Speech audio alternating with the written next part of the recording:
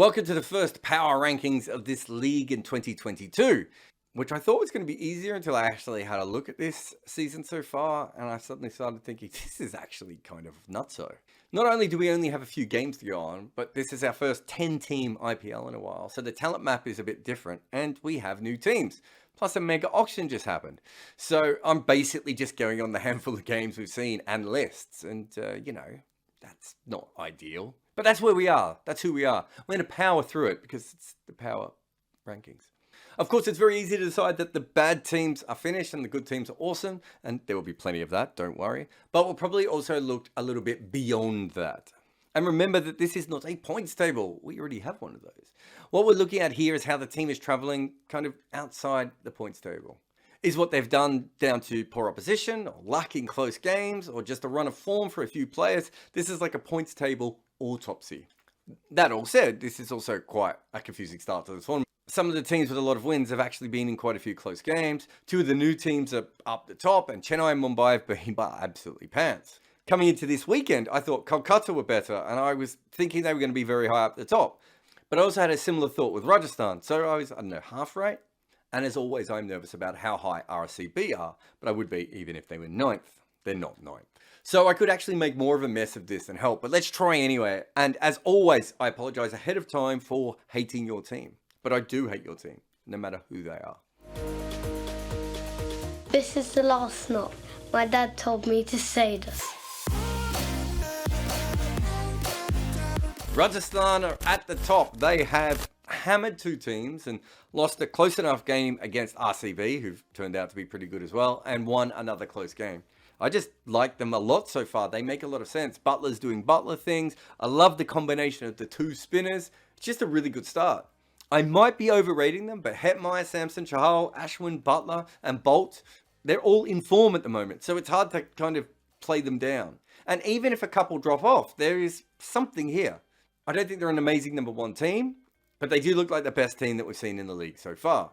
Batting strength-wise, they're pretty good everywhere right now. I went with the death because they're the fastest scorers there, and their average is also very high.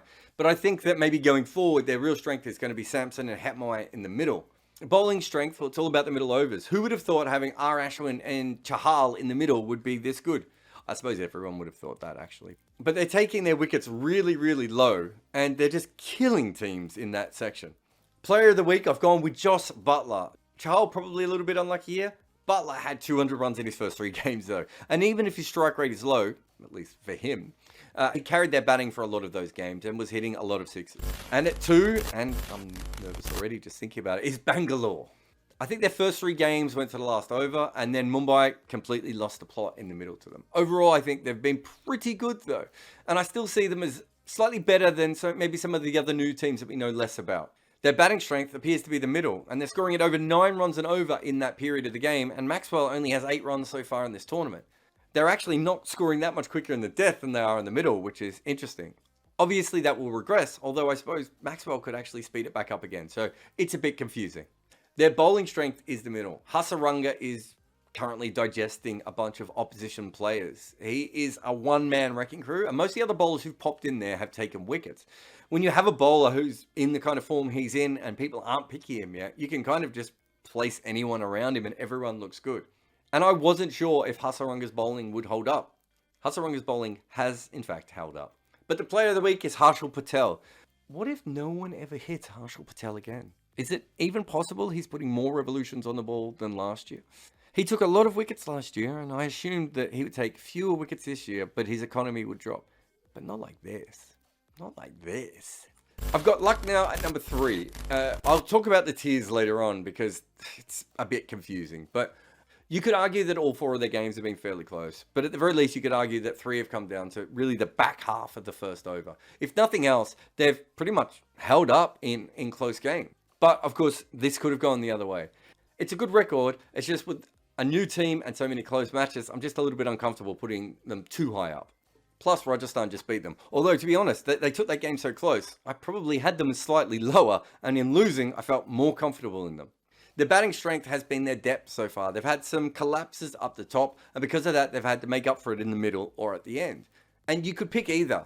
But at the death, they've been scoring at 2 runs and over and not really losing wickets, and you can't ask for much more than that.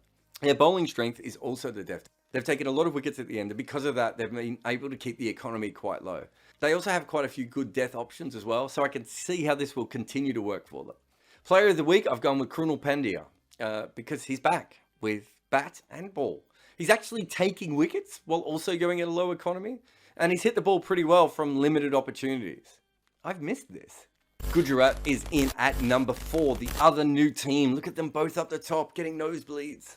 They've won 3 from 3. That's a great way to start your IPL life, right? 2 coin cost games, that means it doesn't quite hold up as strong as it should.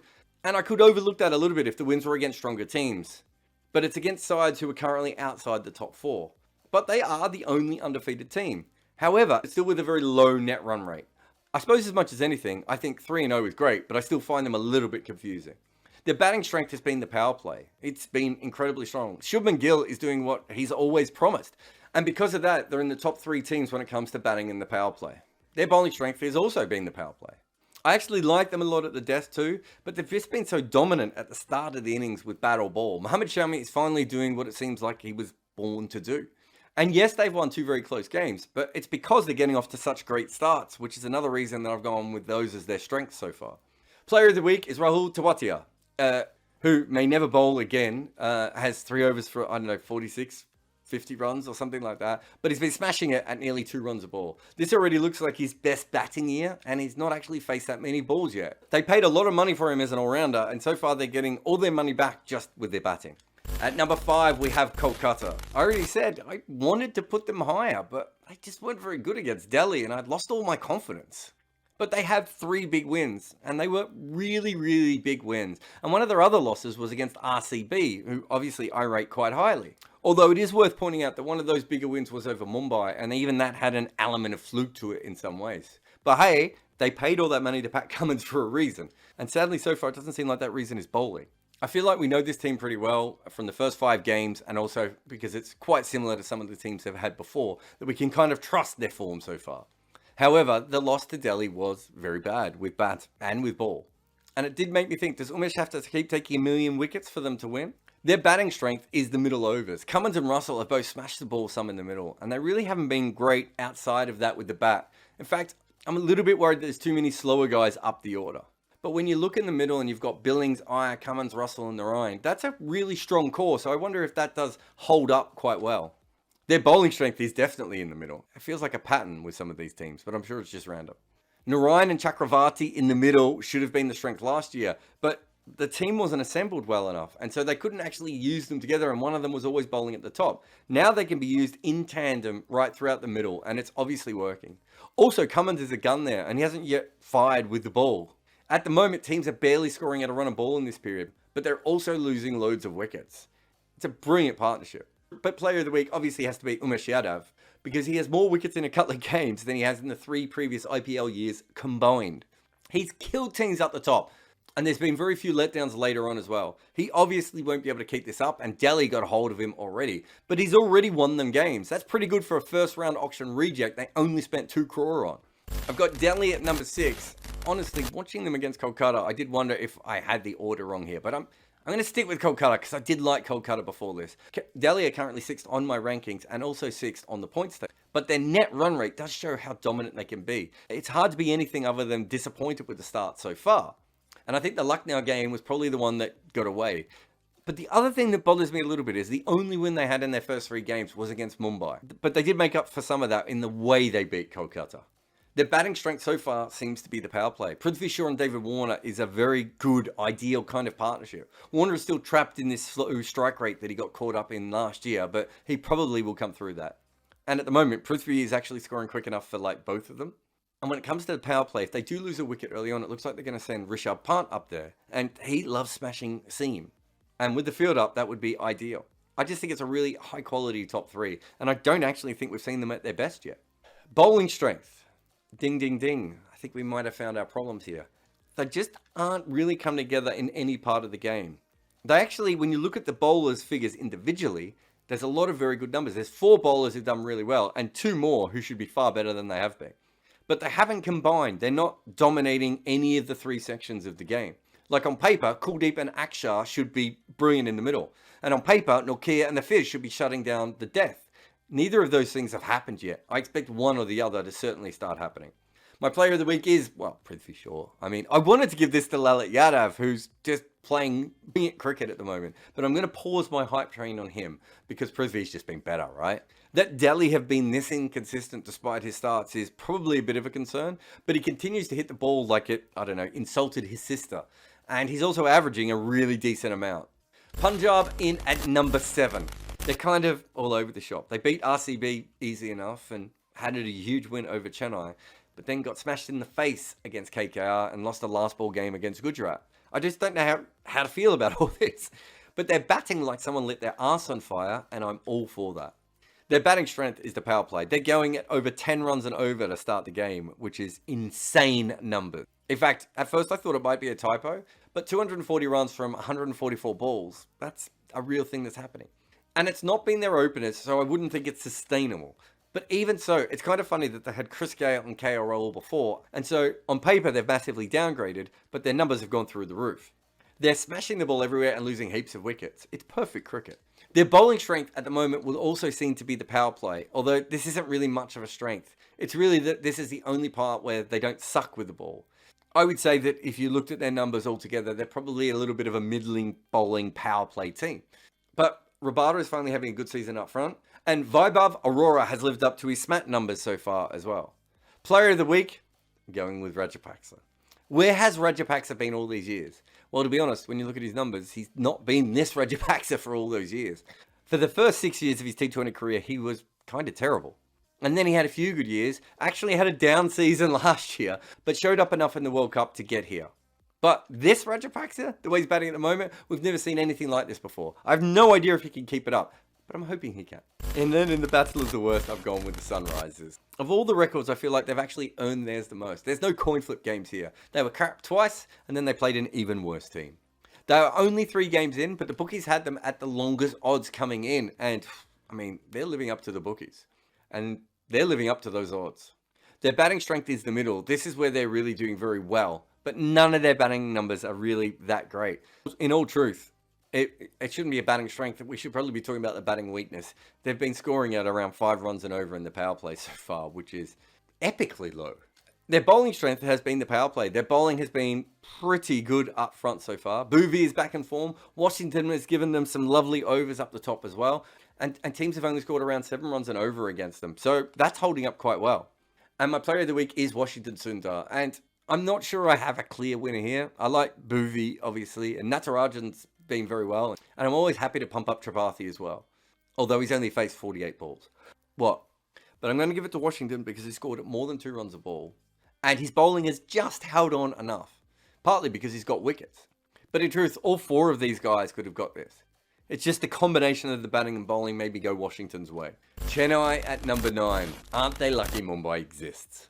They just don't take wickets in the first half of games. Maybe if their batting was firing, and it hasn't quite yet, that wouldn't be a problem. But this lack of strike bowlers has been terminal because they don't make many runs and then they can't take any wickets. They only had 1 game that was close, so at best they should be 1 and 3, and I'll probably still have them in the exact same part of the rankings. Their batting strength has been the death, but their top order just hasn't turned up yet, and their middle order is so busy trying to put out all the fires that their top order has caused that their death looks good in comparison. They haven't lost many wickets at the death. They're scoring around 2 runs a ball. They just haven't been good enough at the death to overcome the previous 14 overs where they haven't been good. Bowling strength, just not applicable. They have taken wickets in the middle, but like late in the middle, partly when they don't matter as much. But they're still getting really smashed in the middle.